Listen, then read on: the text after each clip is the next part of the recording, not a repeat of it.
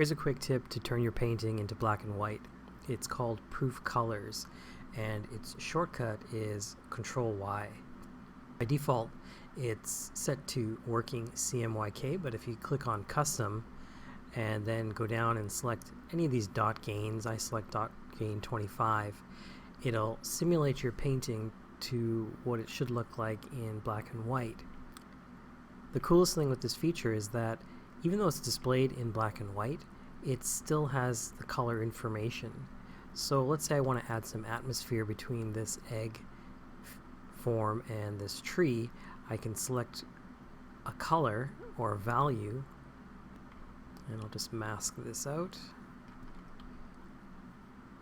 And I'm painting in grays, but if I hit Control Y, I'm actually painting in color.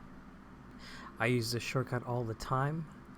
It's super helpful when trying to correct some areas of painting. Thanks for watching.